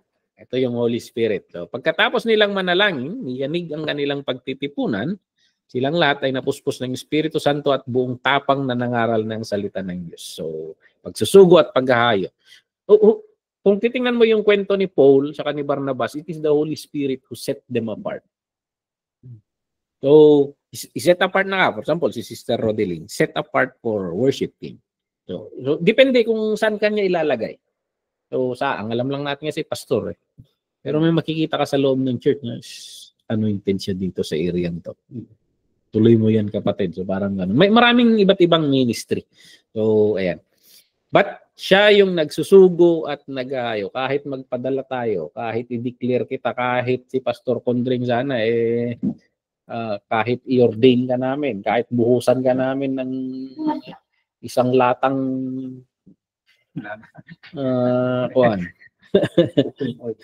cooking oil. Kahit amsoil pa, gamitin natin. So, hindi. It is the Holy Spirit. Kahit hindi ka naman, walang ritual na ginawa sa'yo, kung pinili ka ng Panginoon, siya yung nagsusugo sa'yo. Kaya minsan, yan yung dito sa TGMI, hindi masyado, parang, di ba't hindi tayo nag-o-ordain? Parang gano'n. Ano ba? Tinawag ka ng Panginoon. Ang Panginoon ang pinakamataas nating ordination. Siya yung nagbubuhos, binuhos niya yung Holy Spirit niya sa iyo. So parang gano'n. It's the Holy Spirit na nagsusugo at naghahayo. So kaya kahit itulak kitang maging pastor, larin lang. Pero yung Holy Spirit, kahit ayaw mo, ako, sa akin, ayaw ko eh. Pero si Sovereign, ngayon, nagtuturo ako, nagpapastor ako. So, he has his ways to transform me. Hanggang sa marunong natututunan kong mag-yield sa kagustuhan niya. Hanggang sa hindi na lang ako hinahayo, humahayo talaga ako. parang gano'n. Kahit hindi ka isugo, talagang pumunta ka na dahil naiintindihan mo yung So, purihin ng Panginoon. Commission. So, ayan. May mga doctrinal issues. Healing. Yung cessationist, hindi na raw nagpapagaling ang Panginoon. Nag-end raw ito sa Book of Acts. Hindi. Totoo na naghihil ang Panginoon. hanggang ngayon. Kasi never change. Ito yung pinag-uusapan namin kanina. Malapit na mag-alas 12 pero maganda sanang usapan to. yung healing, pinepersa natin ang Panginoon na magpagaling eh. Hindi, ang Panginoon sovereign. Humingi ka ng kagalingan. Kasi si Paul, hindi rin pinagaling ng Panginoon eh. May hinihingi siya, hindi rin pinagbigyan ng Panginoon. My grace is sufficient for you. So, God is the same yesterday. Gusto natin ilagay ang Diyos sa kahon na pinapalabas natin na lahat ng may sakit, pinapagaling niya. Hindi, may makikita ka sa Biblia na si Elisha nga namatay sa sakit eh. May mga wisdom ang Panginoon na yung karakter niya, kinakahon kasi ng Pentecostal eh, na pinapagaling niya lahat. Tapos pag nakita mong hindi gumagaling, ginajudge mo na kulang yung pananampalataya niya. So yung may sakit na kuan, yung baldado na sinabihan ng Panginoon na rise up and walk, yung binutasan yung bubong. Wala namang binanggit na pananampalataya niya eh. Ang binanggit, yung pananampalataya ng bumuhat sa kanya. O, kahit wala kang pananampalataya, inilihans ka ng pastor, wag i-judge ng pastor na kulang yung pananampalataya mo. Kasi kahit wala kang pananampalataya, kung talagang may pananampalataya rin yung pastor, gagaling ka sana. Kaya hindi mo ikulong ang Diyos. Give Him the sovereignty to heal you or not. Of course, we want to be healed. We want to be healed. Pero, hindi, may mga dahil nagpagaling si Jesus Christ, gine-generalize natin na pinapagaling niya lahat. Nabasa niyo ba yung kwento na kuwan? Binigyan niya ng leprosy, marami siyang binigyan ng sakit. Oh. Baka naman may gusto siyang i-deal sa iyo. And sometimes, that is needed. Hindi ko sinasabi na may problema tayo. Kasi sometimes, pinapadaan tayo ng Panginoon sa isang sakit o isang karanasan para makilala natin yung grace niya. Just like Paul. Hindi ko rin sinasabing i-embrace natin yung sakit. We ask God. He is sovereign. He is gracious. So in His grace, can you heal me, Lord? Madali naman eh. Hindi mo mamanipula ang Panginoon. We need to remember that He is sovereign. And we are just asking for grace. Ilang beses ang Pentecostals na nag-altar call? Gumaling ba lahat? Oo. Nagtatawanan nga ako sa mga classmate ko eh. Napansin raw nila na pag sa altar call, sinurbay nila mga pilyong mga classmate ko eh. Sa 10 raw, may 1-2 na gumagaling. Yun raw yung napansin nila. Kahit sa mga crusade, si Benihin, maniwala ka naman na gumagaling lahat. Yung pinapaakyat nila sa altar, sa stage, yun yung mga gumaling. Pero ilan ang nagpa-prayer? Bakit yun lang? Marketing. So, mag-send ka ng types mo, gumaling ka, pambihirang buhay. Maalala ko LG, yung lesson natin doon sa Old Testament Sunday. Kung pansin natin, posibleng yung mga Hudyo na to, gusto na nilang makarating doon sa Kanaan eh. Pero bakit sila umiikot-ikot doon? Ibig sabihin, may dinidid ang Panginoon sa kanila. Posible din na ganun din yung prinsipyo na ginagamit ng Panginoon sa mga experience natin tungkol sa mga sakit. Na posible din na may dinidid sa atin ng Panginoon. Kaya, okay lang yan. Diyan ka muna. Kaya yun yung one. Kaya yun yung kinikwento ko sa church na, Lord, madali naman akong kausap eh. Kailangan ba bang magkasakit ako, Lord? Sabihin mo kung ano yung baguhin natin. Parang ganun eh. Yun yung, kasi minsan, may mga hindi tayo maintindihan. Pero there is deep wisdom. May sermon si Pastor Benny dito eh. May mga pasaway raw na sheep.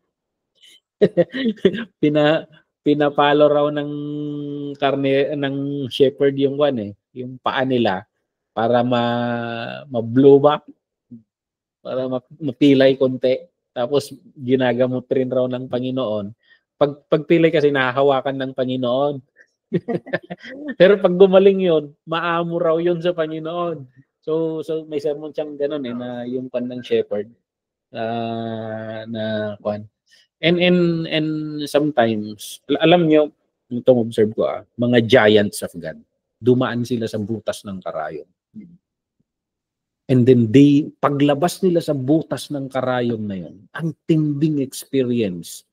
Paglabas nila, iba sila May kakaiba silang anointing, may kakaibang grace sa buhay nila.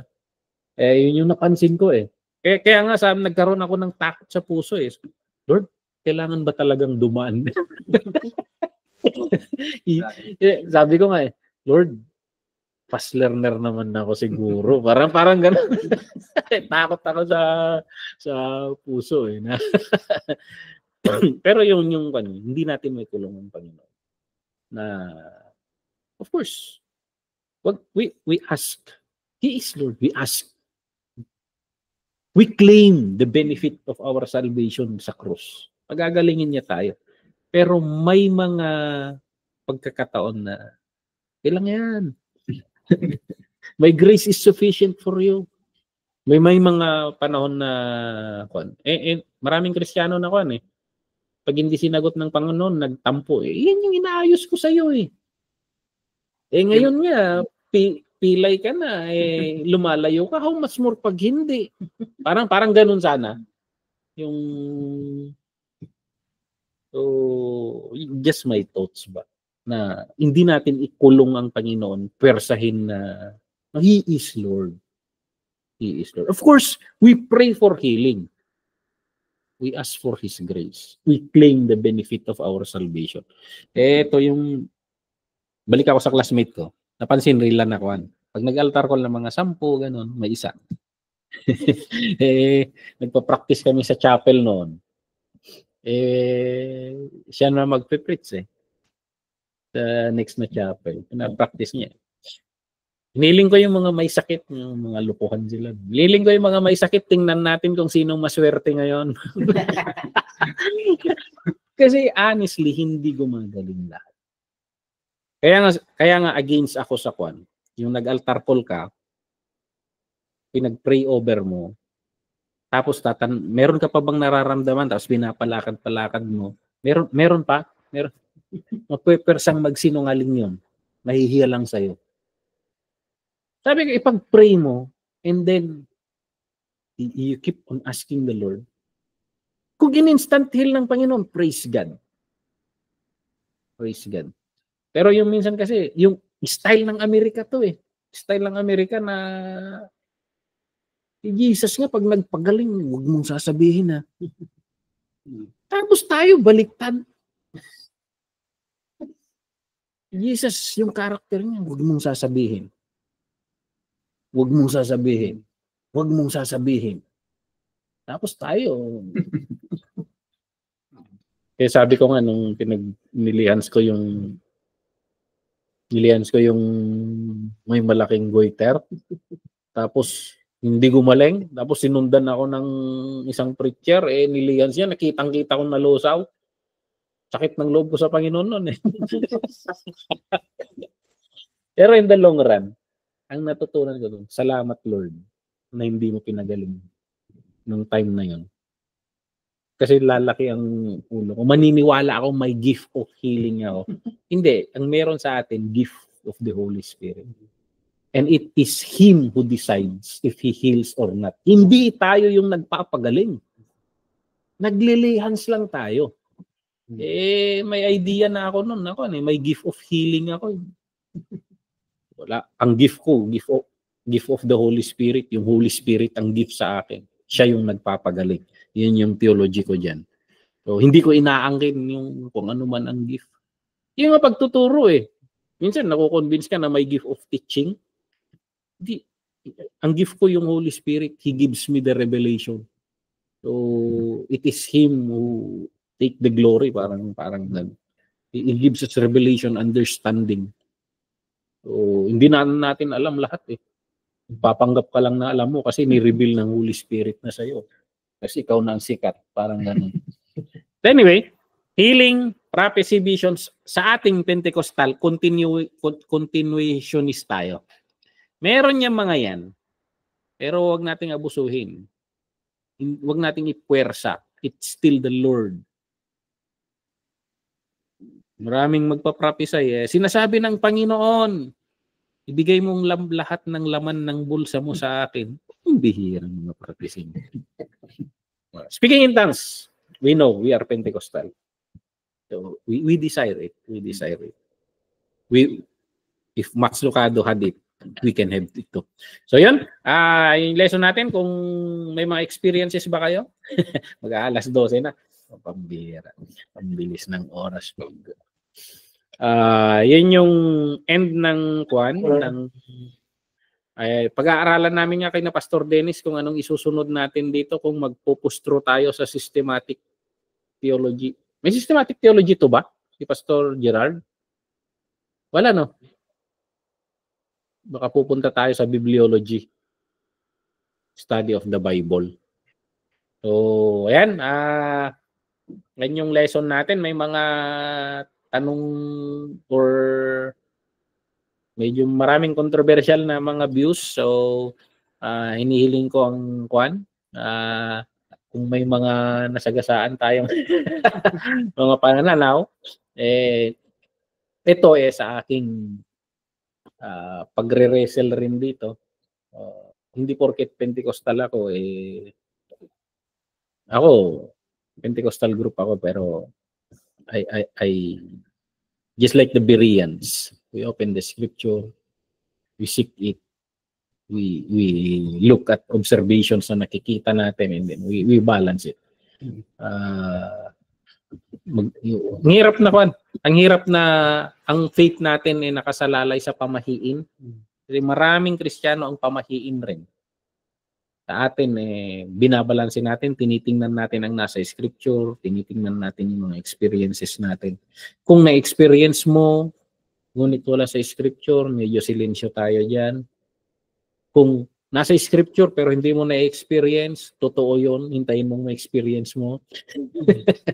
So, ayun, it is always this scripture who will take the lead. And the Holy Spirit, yung Holy Spirit, He will guide us into all truth.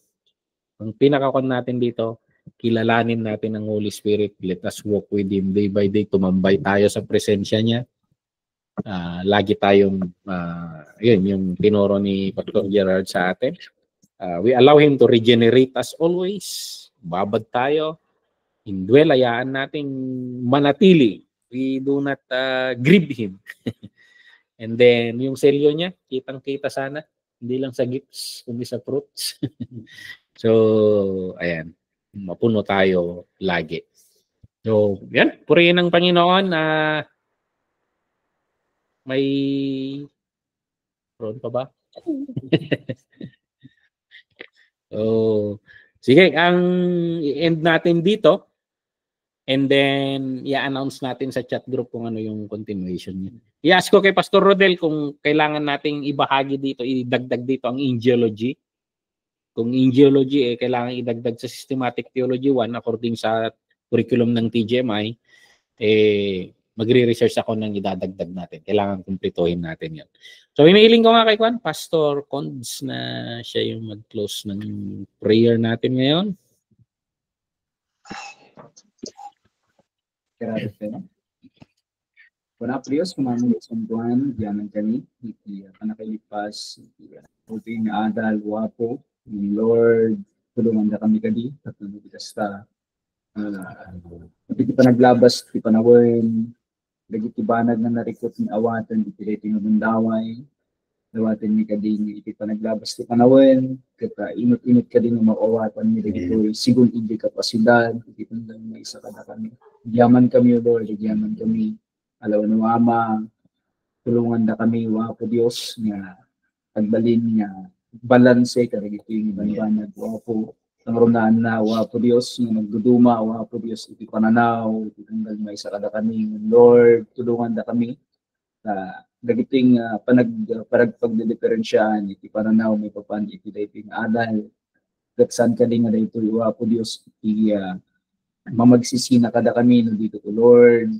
Dagiti kadikit titinulong wa po Dios nga kapanpanunutan tapno iti kasta mayruwar iti nalawlawag wa po Dios hindi maawatan no kasapulan wa po Dios dagiti adadu ket agyaman kami Lord agyaman kami tulungan da kami wa po Dios nga nagadal iti daytoy nasursuro nga mausar mi dagitoy wa po Dios hanya tapno iti kasta ket usaran mi nga makidebate no dito to Lord mausar mi dagitoy tapno iti kasta maamuan mi no niya iti mabalin mi nga pagtaktakberan wa po Dios ket agyaman kami Lord agyaman kami ket iti adal wa po Dios nga kami nalpas i-bless mo wa po Dios dagiti kakabsat mi nga nakipagpasat iti nga panagadal ang na wa po iti nangisuro kada kami nga inusar mo wa po Dios ni Pastor Brian i-bless mi isuna agyaman kami Espiritu Santo It's 12 o'clock. Ani po dili pa naka-erbi dayti nga adal aging ganay iti pa nakailipas na yaman kami ket nga padayawan iti naindaklan nga nagan mo wa po Dios iti agnanayon nga waling ganay tinagan ni po mi Jesus dinawat mi ang nagituloy amen Amen. Amen. Ba, Good night. good na. Good night. Mag-med- Good night. Mag-meditate. Amen. Good night. God bless. Good night. Good night. in the last Wednesday